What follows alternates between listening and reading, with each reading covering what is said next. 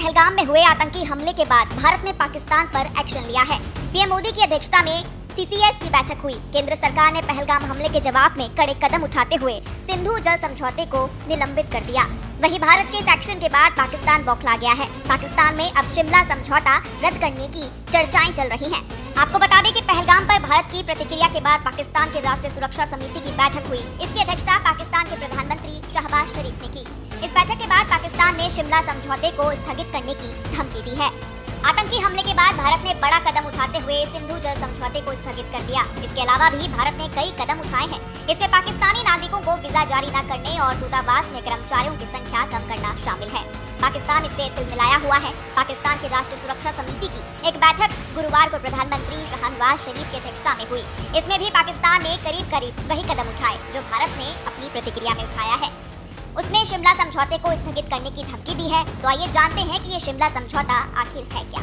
भारत ने सैन्य हस्तक्षेप कर मार्च 1971 में पूर्वी पाकिस्तान को पाकिस्तान से अलग कर दुनिया के नक्शे में बांग्लादेश नाम का एक नया देश स्थापित कर दिया था। पाकिस्तान की सेना ने बांग्लादेश में भारत की सेना के सामने आत्मसमर्पण कर दिया था। भारत ने करीब 90,000 लोगों को युद्धबंदी बना लिया था। इसमें अधिकांश सैनिक या अर्धसैनिक बल के जवान थे। भारत ने पश्चिमी पाकिस्तान के करीब 5,000 वर्ग मील इलाके पर भी कब्जा जमा लिया था। शिमला समझौते को शिमला संधि भी कहा जाता है।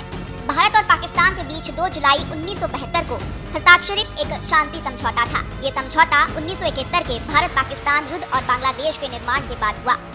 इस पर भारत की तत्कालीन प्रधानमंत्री इंदिरा गांधी और पाकिस्तान के तत्कालीन राष्ट्रपति जुल्फिकार अली भुट्टो ने हस्ताक्षर किए। इसका उद्देश्य दोनों देशों के बीच तनाव कम करना और भविष्य में शांतिपूर्ण सह अस्तित्व को बढ़ावा देना था। 1971 के भारत पाकिस्तान युद्ध में भारत की जीत हुई थी और पाकिस्तान से टूटकर बांग्लादेश का एक अलग देश बना। इस युद्ध में पाकिस्तान के 93,000 सैनिकों को भारत ने बंधक बना लिया था। शिमला समझौते के बाद अपने बंधक सैनिक पाकिस्तान को वापस मिल गए। शिमला समझौते में दोनों देशों ने एक दूसरे की संप्रभुता, क्षेत्रीय अखंडता और आंतरिक मामलों में हस्तक्षेप न करने का वादा किया। इसमें भारत और पाकिस्तान ने द्विपक्षीय वार्ता के जरिए सभी विवादों को हल करने का संकल्प लिया, बिना किसी तीसरे पक्ष की मध्यस्थता के। चलिए अब आपको बताते हैं कि शिमला समझौता रद्द करने पर पाकिस्तान को क्या नुकसान होने वाला है।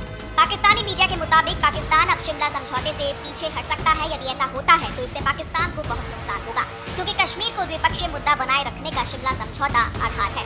यदि पाकिस्तान इसे रद्द करता है तो भारत के पास ये तर्क होगा कि पाकिस्तान ने स्वयं इसे अमान्य कर दिया। इससे भारत को कश्मीर मुद्दे पर अपनी नीतियों को और मजबूत करने की स्वतंत्रता मिलेगी। इसी के साथ आपको बता दें कि शिमला एग्रीमेंट में क्या क्या है। मतभेदों को शांतिपूर्ण तरीके से हल करने की बात। भारत और पाकिस्तान अपने मतभेदों को शांतिपूर्ण तरीके से हल करेंगे। दोनों देश किसी भी विवाद को द्विपक्षीय वार्ता के जरिए सुलझाएंगे, न कि बल प्रयोग या युद्ध के जरिए। लाइनों को यथास्थिति में बनाए रखने की बात। युद्ध के बाद जो नियंत्रण रेखा LOC बनी, उसे दोनों पक्षों ने मान्यता दी और किसी भी प्रकार की एक तरफा कार्रवाई नहीं करने पर समझौता हुआ। युद्धबंदियों की रिहाई। भारत ने पकड़े गए पाकिस्तानी सैनिकों को मानवता के आधार पर रिहा करने की बात मानी। इस समझौते के तहत ये तय हुआ है कि भारत और पाकिस्तान के बीच कश्मीर सहित सभी मुद्दे सिर्फ आपसी बातचीत से सुलझाए जाएंगे, न कि अंतर्राष्ट्रीय मध्यस्थता से।